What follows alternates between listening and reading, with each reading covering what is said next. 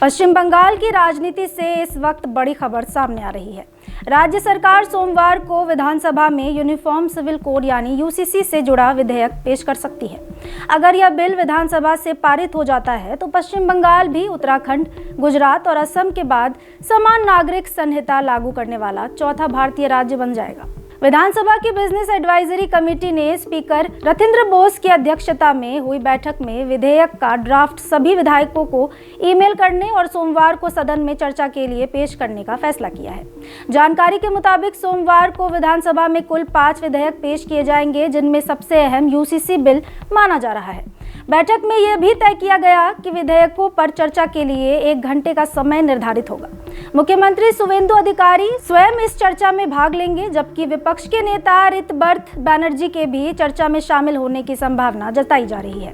राजनीतिक तौर पर इस कदम को बीजेपी के चुनावी वादों से जोड़कर देखा जा रहा है। पार्टी ने अपने चुनावी घोषणा पत्र में सत्ता में आने के 6 महीने के भीतर पश्चिम बंगाल में यूसीसी लागू करने का वादा किया था। वहीं केंद्रीय गृह मंत्री अमित शाह ने भी विधानसभा चुनाव से पहले आयोजित चुनावी रैलियों में राज्य में यूसीसी लागू करने की प्रतिबद्धता जताई थी।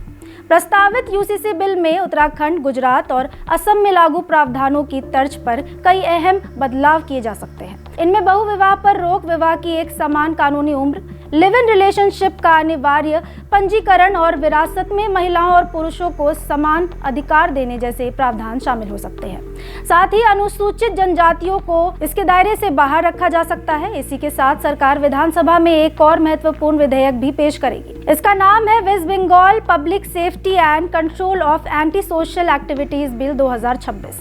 इस प्रस्तावित कानून के तहत अपराधियों को अधिकतम 12 महीने तक एहतियातन हिरासत में रखने का प्रावधान होगा। साथ ही वरिष्ठ जिला और पुलिस अधिकारियों को किसी व्यक्ति के खिलाफ एक्सटर्नमेंट ऑर्डर जारी करने का अधिकार भी मिलेगा। यह बिल काफी हद तक Gujarat prevention of anti social activities act 1985 पर आधारित बताया जा रहा है। इस बिल में गुंडा की परिभाषा भी तय की जाएगी। इसके तहत ऐसे व्यक्ति या गिरोह के सदस्य को शामिल किया गया है जो आदतन असामाजिक गतिविधियों में शामिल हो, उन्हें बढ़ावा देता हो, वित्तीय सहायता देता हो या संबंधित कानूनों के तहत आरोपित हो।